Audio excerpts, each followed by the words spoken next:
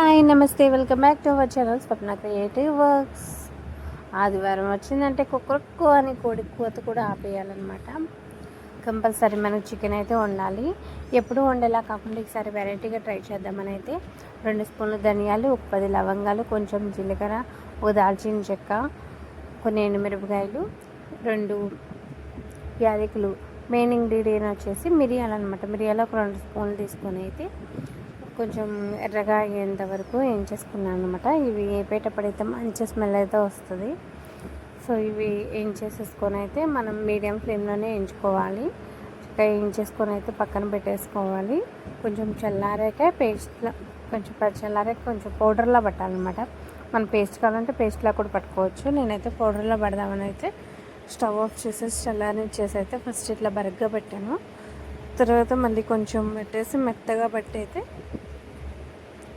ఒక గిన్నెలోకి అయితే తీసేసుకొని మూత పెట్టాలి.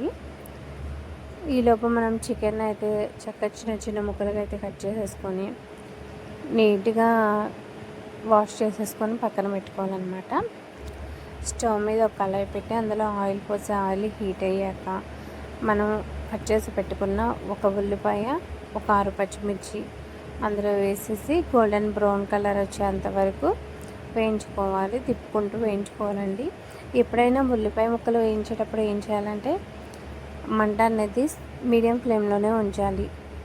అలా కాకుండా హై ఫ్లేమ్లో పెడితే ఏంటంటే ఉల్లిపాయ ముక్కలు అనేది మాడిపోతూ ఉంటాయి అన్నమాట. సో కొంచెం గోల్డెన్ బ్రౌన్ కలర్ రాగానే ఇప్పుడు మనమైతే కడిగి పక్కన పెట్టుకున్న చికెన్ ఉంటుంది కదా, అది కూడా వేసేసి ఒక్కసారి అయితే తిప్పేసుకోవాలి. తిప్పేసుకొని ఒక 5 నిమిషాలు ఇలా మూత పెట్టకుండా ఉండాలన్నమాట. తర్వాత ఇందులోకి మనం పసుపు, రుచికి సరిపడా ఉప్పు వేసేసుకోవాలి. ఇలా ఉప్పు పసుపు వేయడం వల్ల ఏంటంటే చికెన్లో ఉండే వాటర్ ఉంటుంది కదా, అది బయటకు వచ్చేసి ఆ వాటర్తో చికెన్ అనేది నీట్గా ఉడికిపోతుంది అనమాట. మెత్తగా అయ్యేంత వరకు ఉడికిపోతుంది. సో ఇలా ఒకసారి కలిపేసేసుకుని అయితే మూత పెట్టి ఒక 2 నిమిషాలు అయితే ఉండనివ్వాలి. 2 నిమిషాల తర్వాత మూత తీసేసి మనం ఇందులో ఫ్రెష్గా మిక్సీ పెట్టుకున్న అల్లం వెల్లుల్లిపాయ పేస్ట్ ఉంటుంది కదా, అది 2 స్పూన్లు అయితే యాడ్ చేసేసుకోవాలి. ఇప్పుడు ఒకసారి బాగా కలిపేసేసుకొని అయితే మూత పెట్టేసి బాగా చికెన్ నుంచి వాటర్ బయటకు వచ్చి ఆ వాటర్తో చికెన్ ఉడికేంత వరకు ఉంచాలన్నమాట. సో మూత పెట్టేసి ఉంచేద్దాం. తర్వాత 10 నిమిషాల తర్వాత మూత తీసి చూసారు కదా ఎన్ని వాటర్ వచ్చినాయో. మళ్ళీ ఒకసారి తిప్పేసుకొని అయితే మూత పెట్టేసుకున్నాం. మధ్యలో తిప్పుతూ ఉండాలి, లేకపోతే అడుగు అనేది పెట్టేస్తుంది అనమాట. సో ఇలా తిప్పుకుంటూ ఉండాలన్నమాట. ఇప్పుడు ఇందులో మనం మసాలా పట్టి పక్కన పెట్టుకున్నాం కదా, ఆ మసాలా ఇందులో వేసేసుకొని అయితే ఒకసారి బాగా కలిపేసేసుకోవాలి. ఇలా కలిపేసేసుకుంటూ ఉంటే ఇలా దగ్గరికి అవుతూ ఉంటుంది అనమాట. మనం ఇది కొంచెం ఫ్రై టైప్లో కావాలంటే ఇంకా దగ్గరికి అవనివ్వాలి, లేదా కొంచెం గ్రేవీ టైప్లో ఉంటేనే బాగుంటుంది అనమాట కర్రీ అనేది. సో మూత పెట్టేసి ఒక 5 నిమిషాలు ఉంచేసి 5 నిమిషాల తర్వాత మూత తీసి చూస్తే మసాలాలు, కారం ఇవన్నీ ముక్కలకి బాగా పట్టినాయి అనమాట.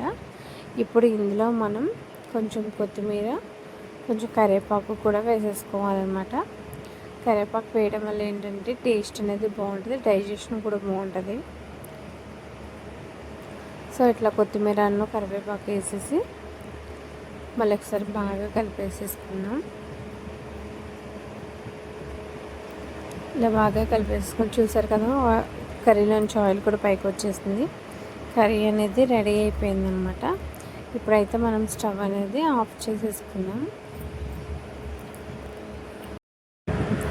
సర్వింగ్ బౌల్లోకి అయితే తీసేసుకుందాం. ఇది కొంచెం వేడివేడిగా ఉన్నప్పుడే తింటే టేస్ట్ బాగుంటుంది. ఈ వీడియో మీకు ఎలా అనిపించిందో కామెంట్ సెక్షన్లో కామెంట్ చేయండి. Please subscribe. Thanks for watching.